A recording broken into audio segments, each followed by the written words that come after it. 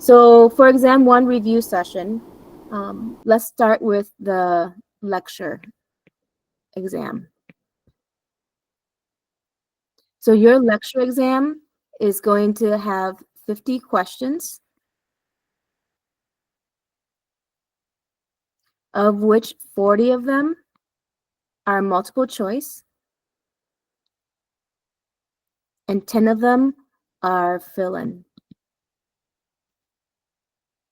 Okay. And you will have 50 minutes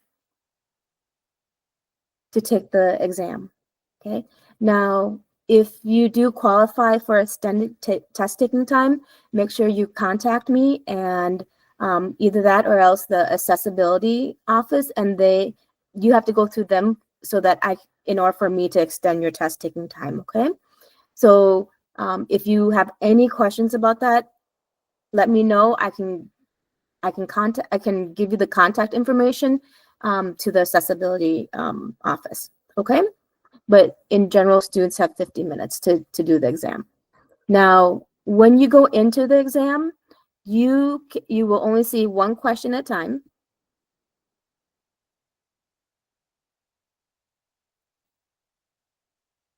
Okay. Can everyone hear me still? Yep. Okay. Yes, you went out a little bit, but I hear you again. Okay. Yes, I can hear you. Wonderful. So one question, you will only be able to see one question at a time. You can move back and forth, but I do not recommend doing that too often. You can move back and forth, but I recommend staying on one question, answering it fully, and then moving on. I know a lot of you are afraid of the time limit and that you'll run out of time, but I did a study on all the 20-ish plus years that I've taught this course. Most of the time, like 80% of the students finish early before they ever reach the time limit. And oftentimes students finish in like 20 to 30 minutes. So that means that, they could have spent more time on each question rather than rushing through the exam and then going back. Okay, so take your time on each question. If you're noticing that you are going over by like a minute per question, then you want to evaluate which question seems difficult, and then you can go back to that question. Okay, so you have to balance between spending enough time on a question versus rushing through it. And I will tell you from the study that I've done, most students rush through the exam and actually finish with plenty of time to spare. Okay. I have a question on that. Yes. So since we can go back, since we have the Respondus lockdown, can we write on a piece of paper like what ones that we want to go back to, or is it going to flag us as like, inappropriate? So you have two options. So when you're taking the exam, it's just like when you're taking the quizzes. On the left-hand side, you'll see all the question numbers, and you can actually flag a question so that you remember to go back to that question on your actual exam. That's one option. The other option is that I do allow, and I actually recommend, because I'm a writer myself, I recommend you having a piece of paper. And what you have to do on the exam is you have to do an environmental scan, which I'll talk about in a little bit. But you have to do an environmental scan where you have to scan your whole environment. And I need to see your right and left of your table, where you're looking forward and so on. It's just to protect you in case Respondus lockdown flags you. And I have to watch the videos, and I can go, okay, in the environmental scan, there was nothing next to them except for an empty piece of paper. So, I'm not even going to worry about it. Okay. So I know that for me too, I get nervous when I'm being recorded, but do know this is that I don't watch your video unless Respondus lockdown flags you. And that's why I require students to do the environmental scan before they take the exam, because in the environmental scan, you have to scan clearly your whole work area, and what's in front of you. And it also recommends that you have a mirror behind you so that, I can see that clearly there's no, and no disintegrity going on, no cheating going on. Okay. So that's why the environmental scan is so important. But yes, back to your question. I personally always have a empty piece of paper when I'm taking an online exam, because I do like to write things down, because it's stressful and I forget. So you are allowed to have blank pieces of paper when you're taking the exam. Just make sure that in the environmental scan, you show me the front and back, and there's nothing on either. And once you finish your exam, you show me the front and back again. Okay? Other questions?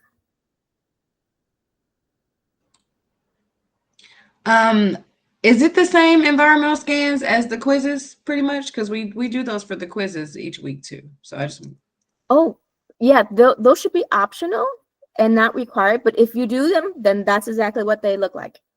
yes, ma'am.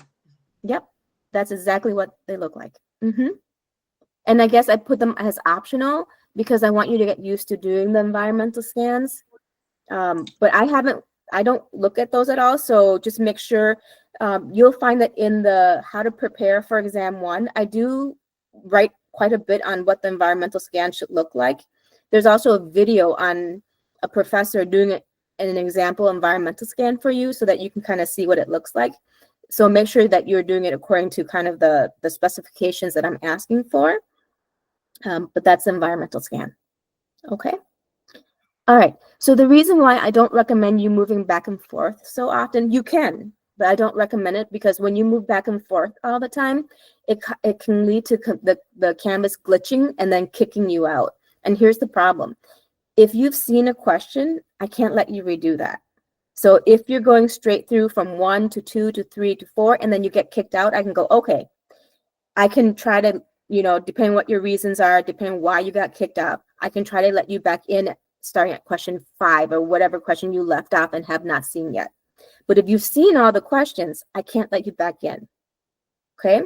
So that's why I recommend that you just take your time on each question, answer it thoroughly, and then move on. And then at the very end, once you've finished everything, if you do want to go back and review any of your previous question, then you can, and if it kicks you out, it's not a problem because you've already taken the whole exam.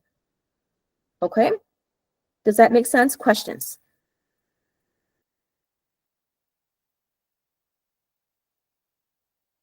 Okay, so one question at a time. You can move back, but again, I don't recommend it until you completed the whole exam, just in case it glitches and it kicks you out. Okay. Let's see. So one question at a time. You can move back and forth. What else? I think that's it for your lecture exam. So, and a question I always get is there something I focus on? And honestly, I do not. Okay. So the Canvas exams are set up so that it's divided evenly between the different chapters. So there's 1, 2, 3, 4, 5 chapters here. Intro, chem, cells, tissue, and integumentary. That means that if the exam is 50 questions, how many questions do I give for each chapter?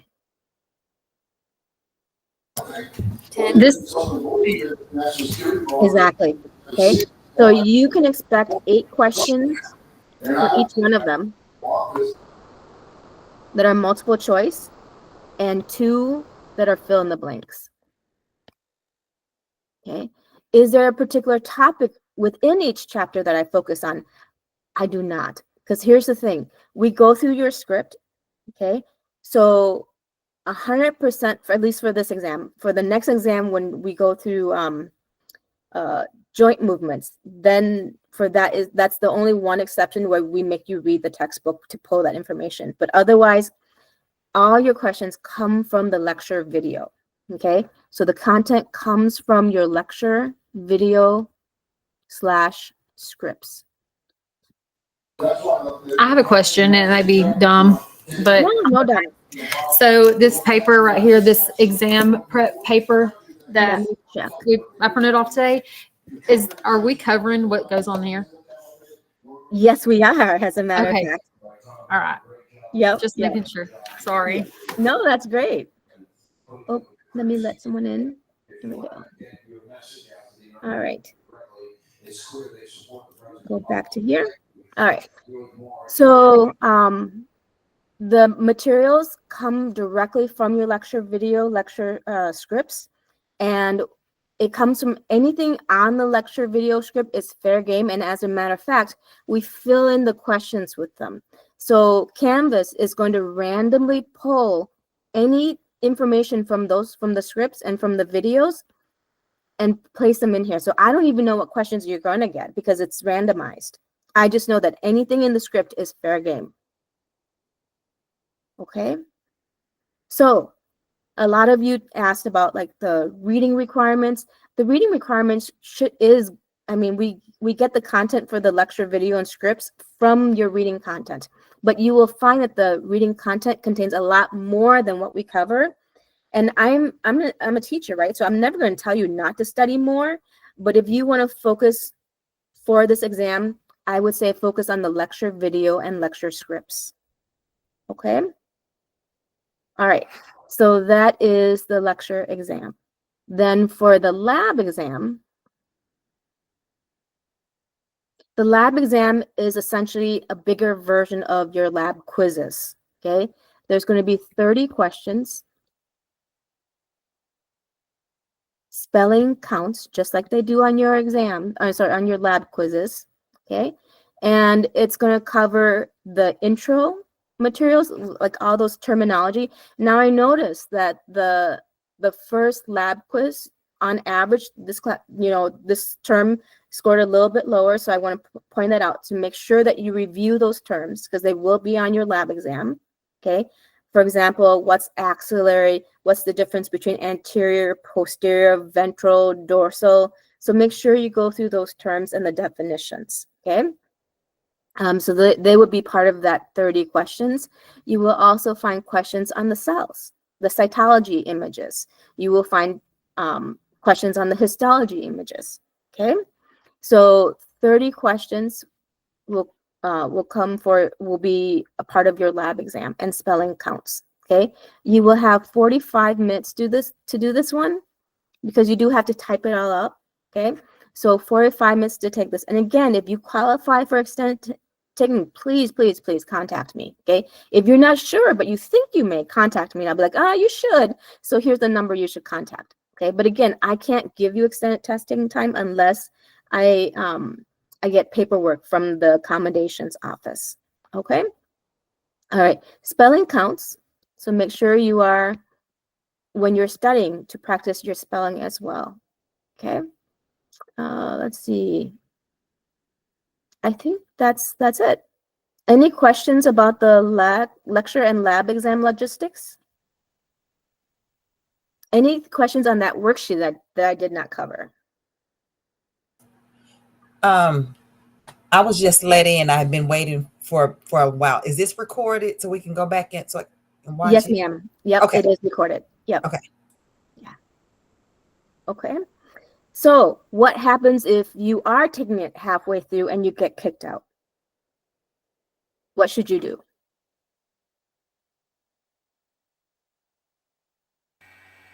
Contact you. Exactly. Yep. Don't wait, because remember, you have the time frame to take this exam is midnight on Sunday. So in other words, like 11:59 p.m. Saturday night Central Standard Time. That's when it will open. Okay, so you have literally all of Sunday until Monday at 11 p.m. Central Standard Time to take this exam. Okay, please don't wait until Monday 10:50 to take this exam. Okay, no one can help you.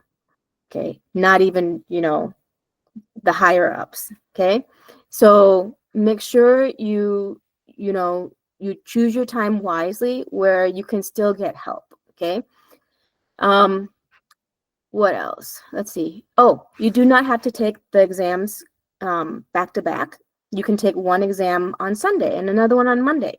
You can choose to take both of them on Monday. You can take the lab exam first, then the lecture, or the lecture exam, then the lab. I will say this though, just a recommendation is that whichever one's easier for you, take that one first, because that's going to build your confidence when, build your confidence as you go into the second exam. Okay.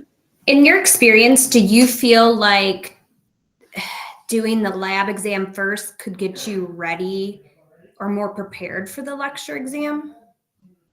I think so. That, in my opinion, yes. In my opinion, if I were a student, I would take the lab first and then take the lecture. I have another question. I will be out of town in a different time zone. Does that stay with the central time zone, central standard, or is that wherever I'm at's time zone? It will still be Central Standard Time Zone. Okay. Yeah. Thank you. Mhm. Yep. So if you are going from California to Virginia, what would normally be, let's see, 8 p.m. for you as the deadline, it will now be midnight. So it's always going to be based on Central Standard Time. Okay, thank you. Yep. Okay. And I really do not recommend taking them back to back. You can take the lab exam, then go right into the lecture exam, but give yourself a break, take a break in between, brush up a little bit more, relax before you go into the next one. And I know, your circumstances are different. You may be working and the only time you have is this one opening. And then in that case, I apologize, but that's what you have to deal with. Okay. Any questions about the logistics of the lecture and lab exam? Okay. So if you do run into, encounter any problem, that's when a good time to text me rather than emailing me. Okay. You can email me, if you email me through St. Kate's directly. If you email me through Canvas, there's always a delay in me getting those emails, so please do not email me through Canvas inbox. Email me directly through St. Kate's email, okay? But for exams, for something this important, just text me. And my cell phone number is in the syllabus, okay? But if you text me at like 2 in the morning, I may not respond until the next day, okay? So, but I will respond, okay? So you have Sunday to Monday, take it. If anything happens, just contact me right away. Stay calm, contact me. And sometimes it's just a matter of, logging back in because of internet instability. So make sure your internet is stable before you go into this, okay? All right. Then for both lecture and lab exam, you need to have Respondus lockdown.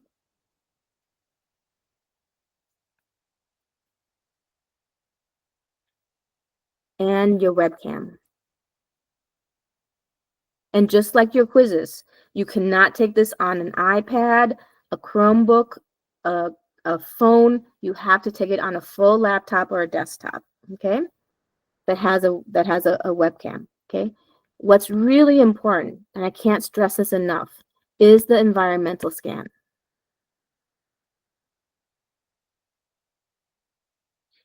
Like I said, I don't watch your videos. I don't look at your environmental scan. The only reason why I would look at that is if Respondus lockdown flags you. And here are some of the reasons why Respondus lockdown might flag you. If you're looking to the right a lot, or if you're looking to the left a lot, or down, up, or if you're not in the camera anymore, that's when it will flag you.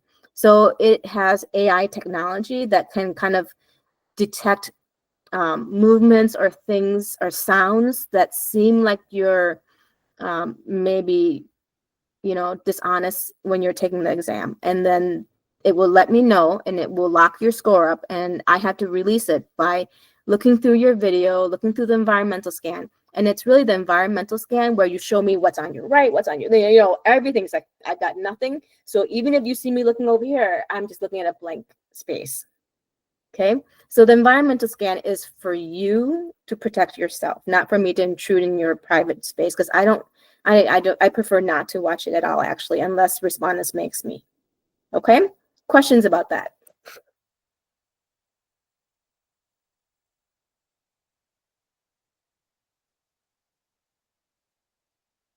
Okay, so I will let you know though that some years it has caught academic dishonesty. For example, some students have cell phones on their lap, and I can see that sometimes students take pictures of questions and have, because there's a lot of software that will give you answers, but we can tell, we're not new to those. We know that they exist. So just please, don't do them. Sometimes students have earbuds in, and they'll read it out loud and someone will respond with a question in their earbuds, so just, be on, take it with honesty because we're all in healthcare anyways, right? And yeah, all right. Sometimes I like to read out the question out loud so I can hear it. Yep. That And is- actually, that's what I recommend. I actually recommend that you read the questions out loud. Just make sure you don't have headphones in, earbuds in. so show that I don't. Okay. Yep. I actually recommend students to read the questions out loud because that helps the brain process the questions. But as long as I'm not hearing an answer back, and I don't see any earbuds in your ears. Yeah, that's a great point. Thank you. Any others? Anything you have questions about? Please ask now. Can the quizzes be an asset, a good thing to do to review for the test? Absolutely. And as a matter of fact, for your lab exam, you may see them again. Yep. So for sure for lab, for lecture, it will prepare you for lecture as well. They are not the same questions for lecture though. I mean, they are on the same topic. They may be reworded differently, but you will not see the same exact questions. Okay. Other questions? These are great questions. Thank you. I missed the last, I guess when the answers were available for that period of time. I missed that. Where do we have to go back into Respondus to see those? Yeah. So your quizzes, you can always see your quizzes anytime. The questions and your answer to them. You just can't see the correct answers. Okay. So if you go into Respondus Lockdown, just like you do when you take them, you go into them the same way. And instead of going into the questions as a quiz, it will just give you your questions so that you can view them. Okay. Gotcha. It will show you what you got, whether you got it right or wrong, and it will, it will just show you all the answer options, but just won't tell you which one is the correct one. Right. But you released that, right, just for a period of time? Yes, ma'am. 2 days. Okay. And where is that located when you do that? Same. Just the Respondus Lockdown. Yep. Yes, ma'am. Yep. Thank you. Yep. All right. Other questions? 2 more minutes before I go into the content. Do you have any advice about lab exam taking? Because sometimes I feel like I'm doing it right and I'm spelling it correctly, but by the end of the day, I don't see the result I want. Yeah. So with that one, with the spelling, what I would do is that I would take the PDFs and I would make them into a quiz. So rather than writing the answers onto the PDFs, I would write number 1, number 2, number 3, number 4, and then use another blank sheet of paper, number it 1, 2, 3, 4, and write down what they are. Okay.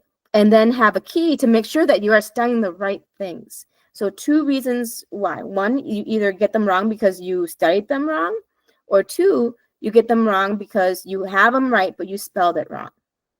So by studying it that way, converting your PDF into a quiz, you're making yourself not only identify it, but also writing it out, and that helps with the spelling.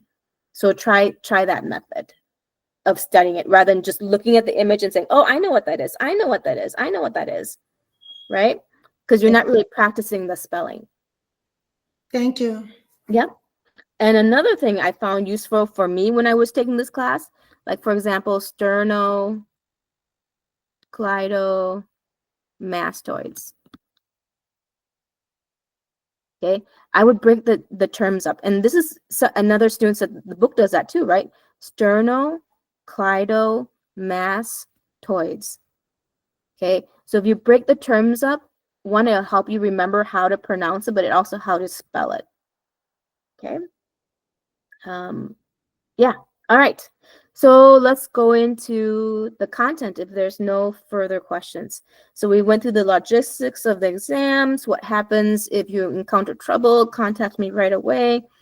And when the exam is available, what are the prerequisites, the respondent's lockdown, webcam, and environmental scan, and the importance of the environmental scan.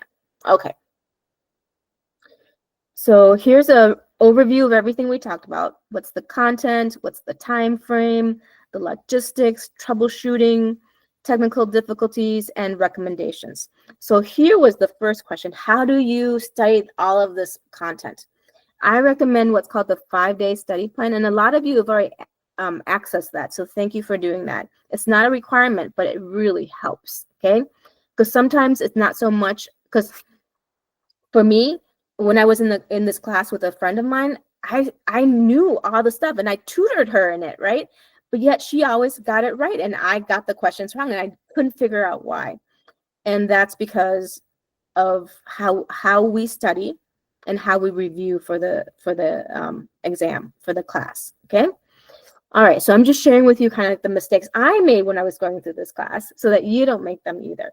So having a 5-day plan is really important because if you divide it up into chapters, and 2 ways to do this. 1, study the oldest material first, because like someone said, it's so long ago, you can't remember it, okay? So study the oldest material first to the newer material, or study the hardest material first and then go to the easier one. So depending on how you work, you got to figure out what works best for you. So in the 5-day plan, let's say there's Tuesday, Wednesday, Thursday, Friday, Saturday, Sunday, Monday. If I'm planning to take my test on Monday, I can divide the content out within at least 5 days. Okay, so I would do chapter 1 here, chapter 2 here, chapter 3 here, chapter 4 here, chapter 5 here, and Sunday I will just review. Okay, do not study multiple chapters at once because the information is going to blur into each other, okay? And then you'll get confused.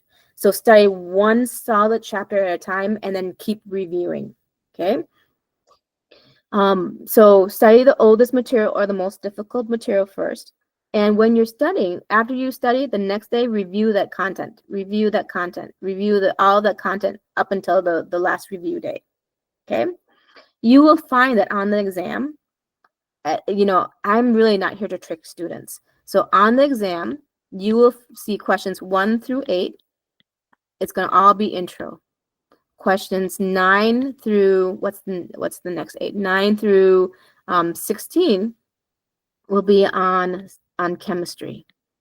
And then the next 8 questions will be on cells. Okay, I grouped the questions together. Okay, I mean, it's already hard enough to take the test. You don't have to have that mental fatigue of having to know what question from what chapter am I asking you from. Okay, so I lump them together. Okay, so I would recommend you studying, each chapter individually. Now, in order to do well in a science course with heavy content like this, you got to study. In other words, you got to put the information into your brain. Okay. Then you have to practice how to recall it out. How to take that information out of your brain. Okay, so to do that, you have to assess yourself. Not only should you be studying, putting it in, but you also have to practice pulling it out. And a really good resource to help pull it out and recall that information is to do those worksheets.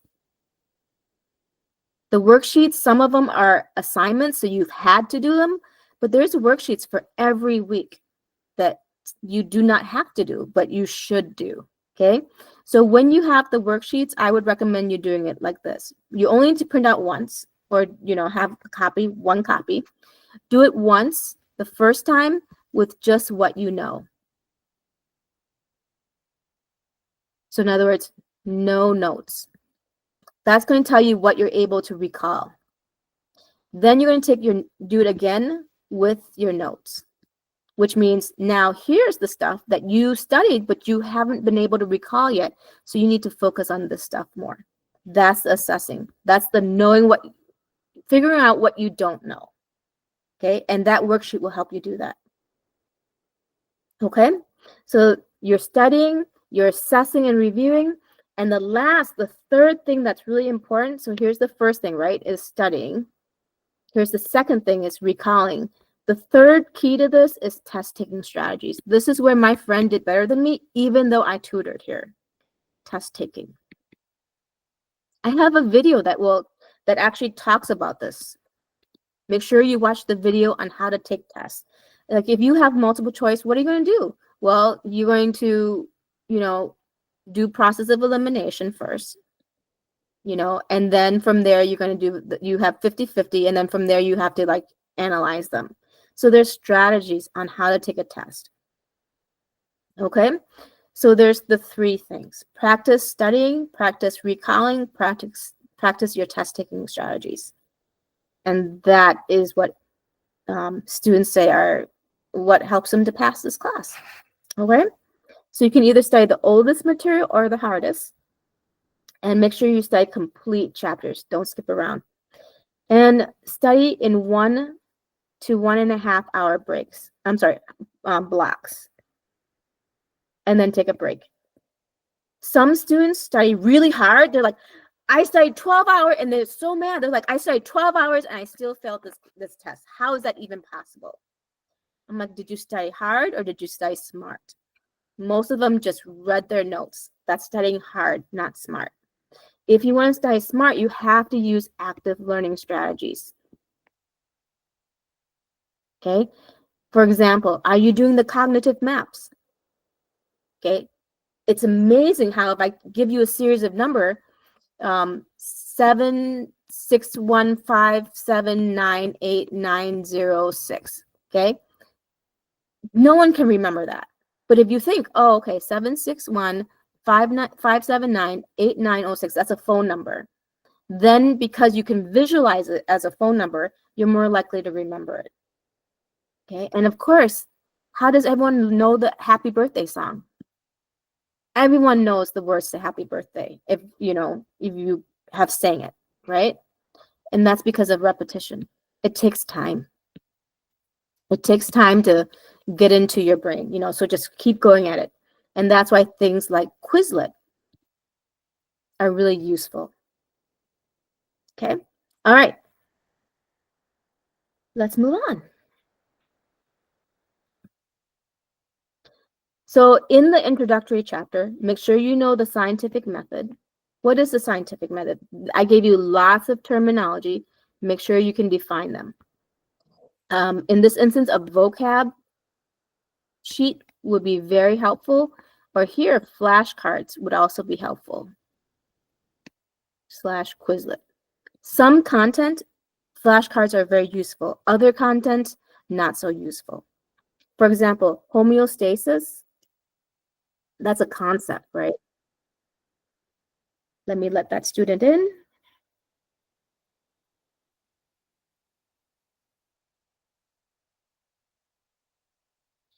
If it's a concept, flashcards will break things up into bits and bits and bits.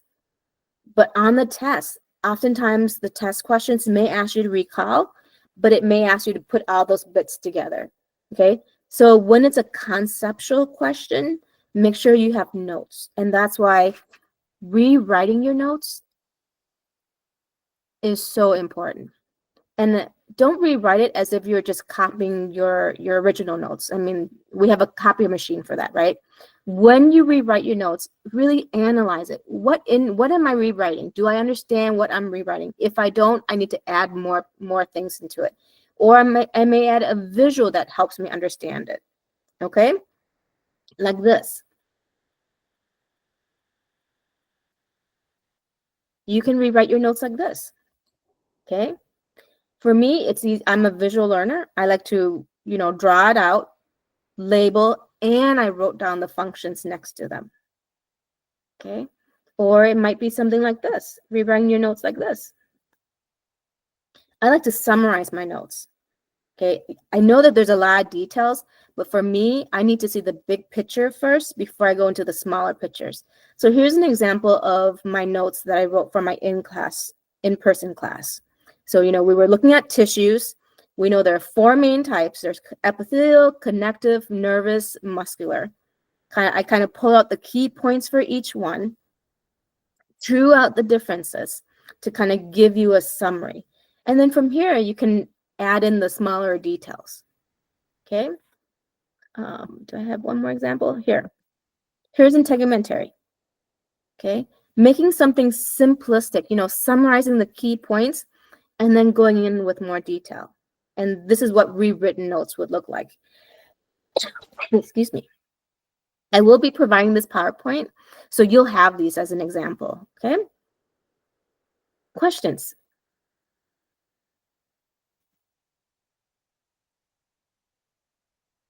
Okay. Make sure you know the definition of anatomy and physiology. What's anatomy, by the way? Oh, what happened to my pen? Isn't it like the study of the body? Yeah. And the shorts? Exactly. So, just like you said, it's a study of structure, right? So that could be the test question is, what's the definition of anatomy? Or I can see if you understand it by asking you, okay, if I am studying the structures of a heart, or if I'm studying how the heart beats, which one is anatomy? The structure. Perfect. So you can see the type of question there, right? One is pure regurgitation. What's the definition? The other one could be, I'm giving you circumstances and you tell me which one is anatomy, which one's physiology. Okay? All right. My pen died on me for some reason. So Do you upload your notes from in-class learning, or do you have like a live stream of your class? unfortunately, I only started live streaming during COVID. So I do have it, but COVID was halfway through my class. So I will provide those when we got to the point where I had to upload them. So yes, I do have them, but only for the last half of class, unfortunately. So they will be up. Okay, thank you. Okay. Then make sure you know the levels of hierarchy.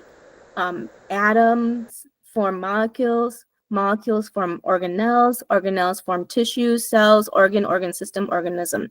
Okay, so a sample test question might be, which of the following is the smallest living unit? The cell. Yeah. If I were to instead ask, what's the smallest unit, what would you say? The atom. Yes. So the key thing about that is reading the questions carefully. Okay. A lot of times students read the first part and they automatically think I'm asking for one thing, and when I really wasn't. Okay.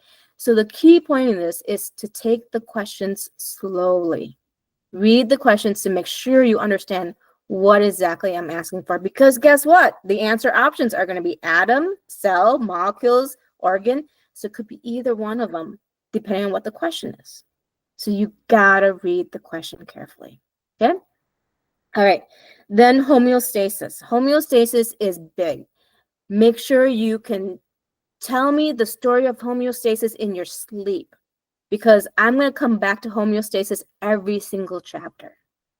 Okay, so make sure you know what homeostasis is. What's negative feedback? What's positive feedback? What are some examples of them? What's dynamic equilibrium? What is set points? So make sure you know homeostasis really well. Okay, and then there's tons of terminology that that was introduced in the introduction chapter, so make sure you know that. Okay. Then for chemistry, chemistry for me at least, and none of you asked for it, but for me, chemistry was the most difficult thing when I was taking this course. So I would give myself a lot more time to study chemistry. Not so much the terminology, what's an atom, what's an ion, what's a molecule, so on, but the organic compounds and the chemistry, what's neutral, what's stable, how do chemicals form ionic and covalent bonds. I struggled with that a lot. So what I did to help me with that, I just did it over and over again. I made a video on that. So hopefully you have a chance to watch that video that I made of me doing the worksheet, the chemistry worksheet. Okay, so take a look at that. And then for the organic compounds, you did the cognitive map for that. That was required, right? That you had to submit that into me. Now, the organic compounds that you did, that you submitted to me, I went through them and a lot of you had comments on it. So make sure you go through and you're studying the right thing, okay? So here's another example of a cognitive map that you could do. So I filled one in for you. Carbohydrates as the organic compound. Function, it can be energy source, energy storage, or it could be cell structure components. The types and characteristics, you have monosaccharides, disaccharides, polysaccharides, what you need to know about each one. And here's where I found common mistakes is that you didn't include what starch is. You know, you said that starch is a component in plants, you know, energy storage in plant, but I'm like, we're not studying plant. You know, we're studying human anatomy. So I need to know what it does in humans. So starch is ingestible, meaning you eat it, but it's also digestible. And that's how starch can be used as a source of energy for the body. Where cellulose, you can eat it, it's ingestible, but it's not digestible. And because of that, it stays as roughage or dietary fiber and helps to clean out your colon. Okay. So that's the kind of notes that you want to put in then for protein, for lipid, and for nucleic acids. Okay. Make sure I have time to, okay, I covered how to study. I got to make sure I go through phospholipids. So that's cells. Okay, here. So in this one. Okay. So for cells, make sure you know the structure and function. A lot of you did amazing videos. So watch each other's videos. You did an amazing job on them. Okay. And make sure you know what the plasma membrane is. And since we have a question about that, I'm going to spend just a few more minutes on it. Hopefully my pen works now. So the plasma membrane, can you tell me, give me some terms that describe the plasma membrane?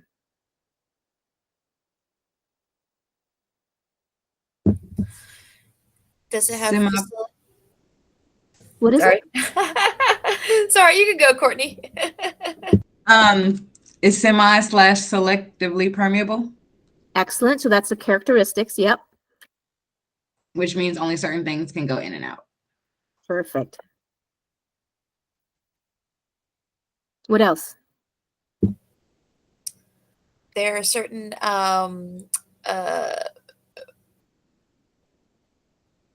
for is it active diffusion that with the and this is something that I'm a little bit confused about is the channels that help the different materials get through the ones that Okay. So now we're going through the structure, right? So terms that you should bring about would be, if you think about the plasma membrane, the biggest thing you should think about is the phospholipid bilayer. Mhm.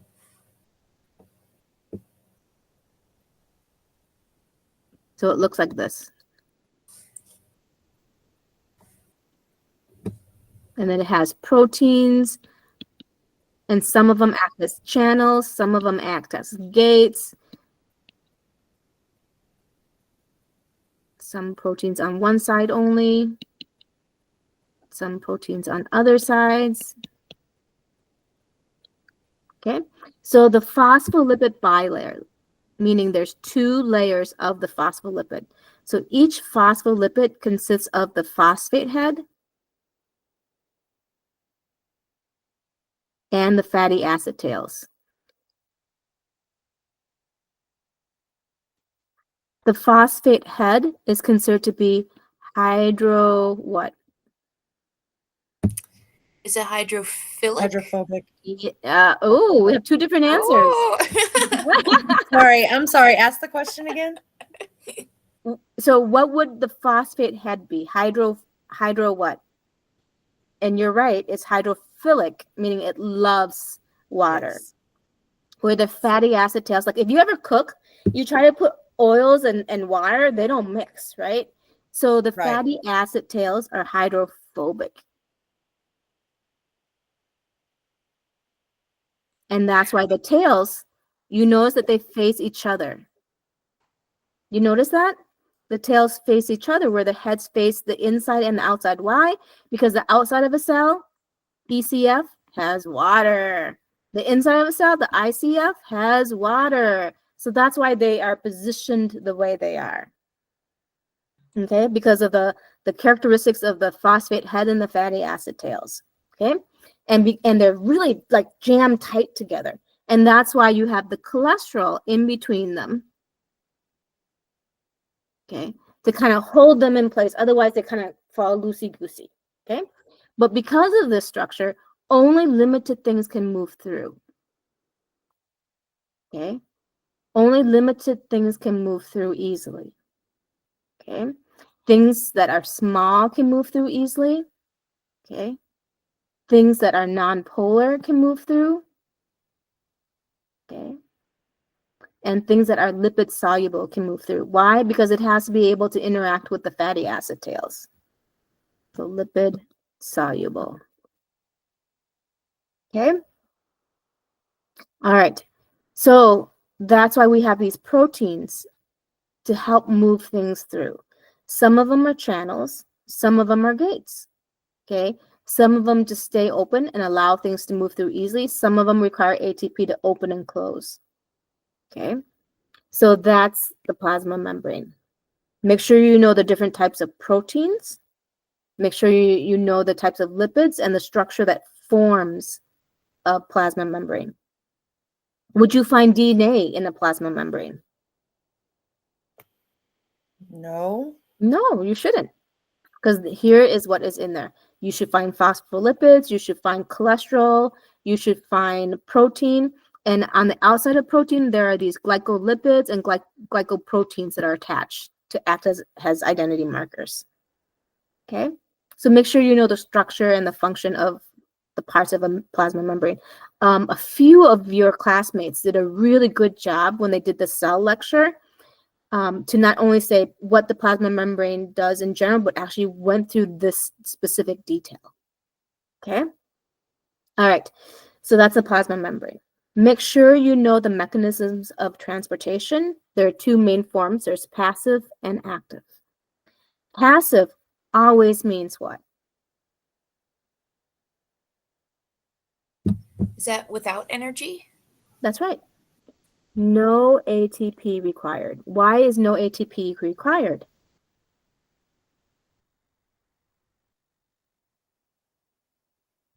Because it's moving from a higher concentrate to a lower concentrate? Beautiful. Beautiful. Yeah, because it's moving from high to low. Okay. Passive will always move from high to low, and because it's moving high to low, it doesn't require ATP. Imagine this. How many of you have ever made Kool-Aid? Oh, come on. Everyone knows Kool-Aid, right? We got a couple people raising their hands, yeah. Okay. Good. I'm like, I'm not that old. You pour Kool-Aid in, right? You don't even have to stir it. Automatically, it's going to start to move outwards. Because things in nature move from where it's high concentration to where it's low concentrated. Okay? And the reason for that is because when you're in a small space, the likelihood of you bumping into each other is higher, okay, until you disperse. Okay? So that's why in nature, things always move from high to low. And because of that, it requires no energy. So that's passive. Okay? Another example. Let's say here's Professor Vu, and she poured a ton of perfume on her, and here's her room. Okay, eventually those perfume molecules, those odor molecules are going to spread out because it always goes from where it's high to low, and it does that naturally. I didn't have to do anything, and it just does that. Okay, so that's to show you what passive is. In active always requires what? ATP. ATP. Why? Why? Because it uses energy. Yep. But why does it? Moving from low concentration to high concentration. No. Yes, Yeah. ma'am. That's right.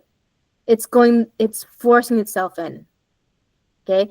So here, you know how things naturally spread out? Well, if I wanted to force things into a really tight area, I'm going to have to exert energy. And that's what active is. Active is a movement from where you're going from low to high. You need energy. Okay. And that often happens because you need either energy or you need a protein right here to help spit it through. Okay. So when inactive, you will oftentimes find it associated with a vesicle transporter. In other words, it's a protein that helps to move it. Even though it's going from low to high, it's going to spit it through. Or it could just use a lot of ATP. Okay. I'm not going to spend time on organelles because you presented on that and you did a lovely job. So again, make sure you watch each other's videos on the organelles. Make sure you read my notes though, because there were common mistakes made throughout. For example, what's the function of rough endoplasmic reticulum versus smooth endoplasmic reticulum? Make sure you read my my notes on those. And making sure you know what the membranes are. A lot of you left out what's the membrane of the ER versus the mitochondria versus the Golgi. Okay. All right. How to study for cells, just draw it out, label it, which is what a lot of you did on your videos. And that's why we make you do the videos. I hope you feel a lot more knowledgeable after you've done that video because it takes a lot to be able to explain it to others. Okay. So that's why we made you do that. Okay. All right. Tissues. This is where one of the two questions came from, your request. So for tissues, make sure you know structure and function. We have 4 types: epithelium, connective, muscular, and nervous. Muscular will have its own chapter. So I did not go into detail on either muscular nor nervous. So really, you need to know just like the basics of muscular and nervous, but these are the 2 you want to concentrate on. And it's a lot of information as is already, right? So for the lab, how do you tell the difference for lab between the epithelium and the connective? I hate doing this, but I'm going to refer you to a video that you can find on the announcements because I go through that in so much detail. Like I spent an hour and a half on it, which I don't have now. So that's why I'm going to refer you to go to the announcement page where I posted the video on that. Okay. Do cognitive maps. Cognitive maps will go a long way to help you figure out what is what. Okay. But let's go through it ourselves. Just briefly. You have the videos, but I'm also going to go through it briefly here. So for epithelium, you want to make sure you can name them. And here's one mistake I often on the lab quizzes is that you only gave me one of the term, but not both for epithelium. Anything that I ask for that's epithelium, you have to give me 2 parts of its name. What is the layer and what is the shape? Okay. So if it has 1 layer, I call it simple. If it has 2 or more layers, I call it stratified. That's one part of the name. The other part of the name is its shape. Is it cuboidal? Is it squamous? Is it columnar? Or does it happen to be pseudostratified? Okay. All right. So if it's thin and flat, like this right here, what would you call this? Simple squamous. Yeah. If its height is equal to its width, what would you call B? Simple cuboidal. Beautiful. If its height is greater than its width, what would you call that? Simple columnar. Exactly. And you'll notice that simple columnar tend to have cilia associated with it. either cilia or some type of microvilli. Okay. Here, let's look at this one. This one, I'm just gonna say, what do you think D is?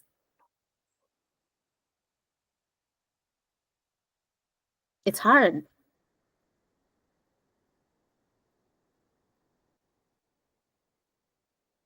Yeah, I'd have that response too, right? Until I What are tell we you. looking at? Exactly.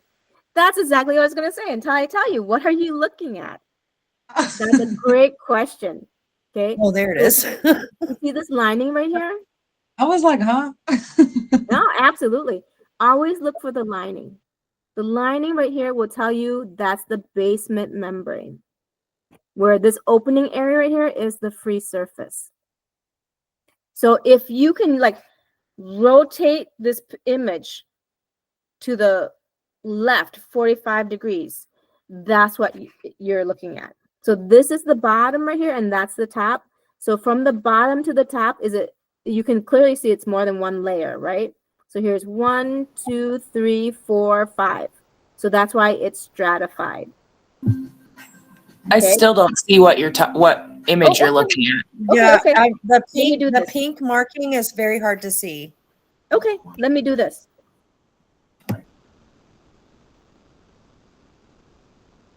So what you're actually seeing is this. So here's the bottom.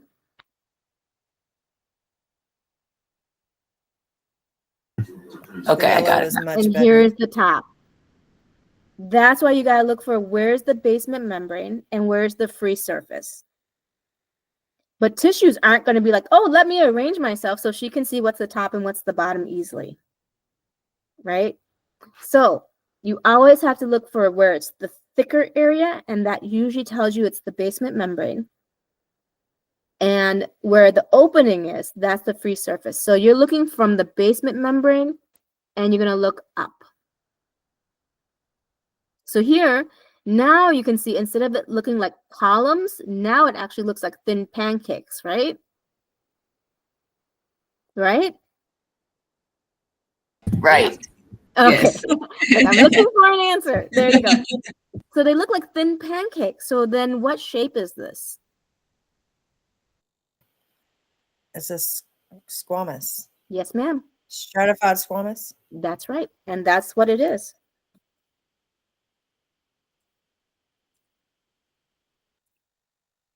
Okay. But it's not going to be on that right side for you. Okay.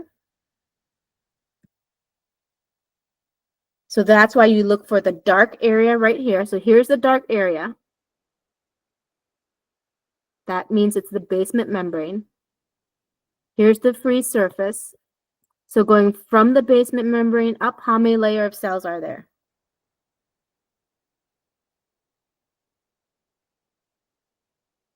Two.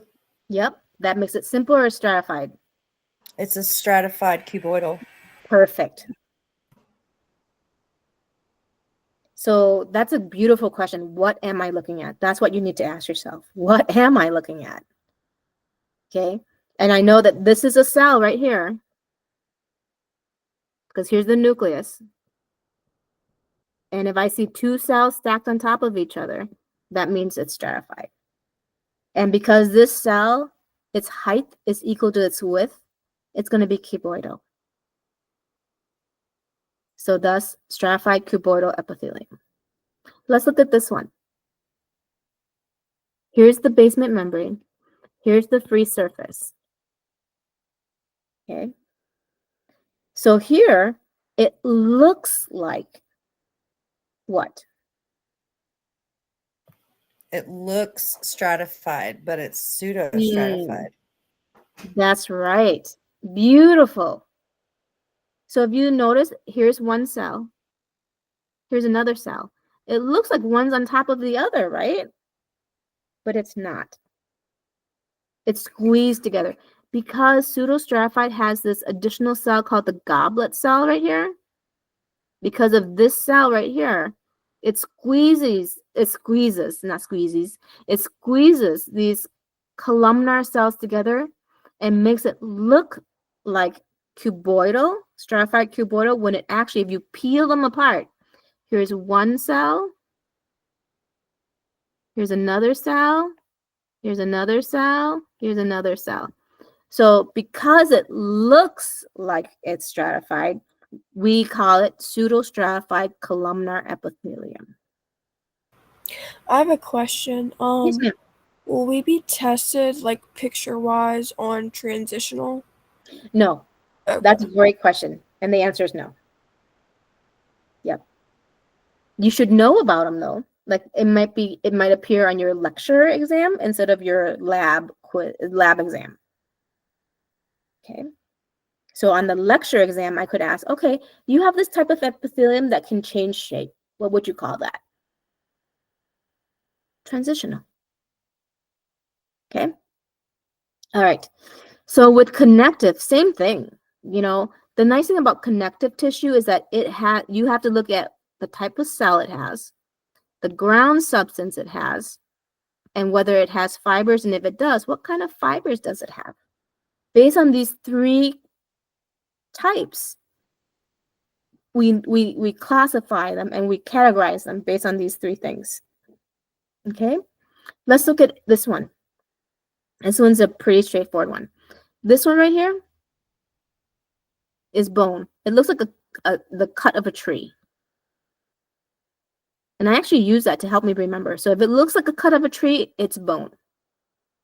How do I know it's bone? It's very dense.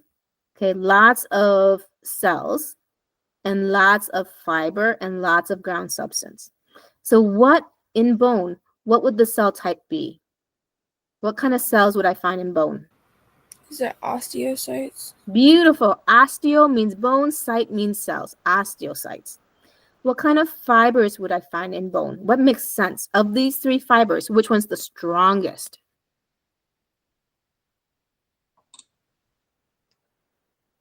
Reticular? No, ma'am. Reticular creates kind of like a sponge. All right. And you know what? It's okay to get wrong. I'd rather you get answers wrong now, because Would it be statistically, if you get a question wrong here, you are more likely to get it right on the exam. So, okay, I'm sorry. I interrupted somebody. Go ahead. would it be dense regular No, or dense irregular? nope. You're looking at type when I'm asking for what type of fiber. So with fiber, your answers can either be elastic, collagen, or reticular. And we know reticular is not it. It'd be cartilage. No, collagen. I mean. It's collagen, exactly. Okay. And then for ground substance, what kind of ground substance would you find in bone? You have to drink what to make your bone strong? We hear in advertisements all the time. Milk, vitamin D. Calcium, exactly. Milk. Yeah. Calcium, phosphate. You do need vitamin D. You're not wrong. Okay. So you need calcium phosphate. Okay. So that's what bone is. This is what bone looks like. It looks like a cut of a tree. And to understand bone, you need to know what kind of cell is it? What kind of ground substance is in there? What kind of fiber is it? Okay, let's do this one. This one's very distinctive. All cells that are really, like slime mold looking cells. Okay, so this is adipose. Cells. Yeah, that's fat cells. Exactly. What kind of cell would you find in here? Adipocyte? Yeah. Doesn't that make sense? Because it's adipose tissue, you find adipocytes. Adipose fat site cells, fat cells. Would you find a lot of ground substance here? Very little to no matrix. That's right. That's how adipose tissue is distinct. It just has these adipocytes, period. Bone is distinctive because it looks like a cut of a tree with tons of osteocytes, tons of matrix. Okay, so you would do that for all of them. Let's look at cartilage. I love cartilage because it's so cute. Cartilage is very unique in that the cells, they tend to be in pairs, and because they tend to be in pairs, it looks like owl eyes. owl eyes. So cartilage looks like owl eyes. Okay. So, use things that will help you remember. Okay. We're here when we look at fibrous types of tissue. Look at all this is regular connective tissue. Dense regular. How do I know it's dense regular? Because it's all fibers and the fibers run parallel to each other. Dense irregular is also all fibers, but the fibers run in lots of different directions. Okay. So that's the kind of things that, I go through in that hour-and-a-half long video to kind of help you go through and identify which is which. Okay. We are going over my time. I'm so sorry. Let me just hang in there with me if you can. Integumentary system, make sure you know skin, nails, hair. For skin, know the layers. The cutaneous membrane consists of both the epidermis and the dermis, where the subcutaneous only consists of the hypodermis. So a lot of people think that skin is both cutaneous and subcutaneous. It's not. Cutaneous is the only thing that's skin. Okay. Subcutaneous is not technically considered skin. It's the layer below skin. All right. So skin consists of the epidermis and the dermis. And these two are parts of the cutaneous membrane, or in other words, skin. Okay. So here's what you want to kind of review. Okay. Look through the epidermal layer, superficial to deep, stratum corneum, stratum granulosum, spinosum, bacilli. What are some characteristics of each one? What kind of cells? There's a worksheet. Do the worksheet for this. Here's a drawing. Try to draw it out yourself. Try to label it kind of like what I did here. Yeah. Okay. So that was the review in short. How to prepare for lab. Use the PDF. Listen to video. Write the correct answers on your PDF, and then use the PDF as a quiz. For lecture, focus on the lecture PowerPoints and videos. And then when you're studying, rewrite your notes, use cognitive maps, study actively. That's so key, instead of just reading.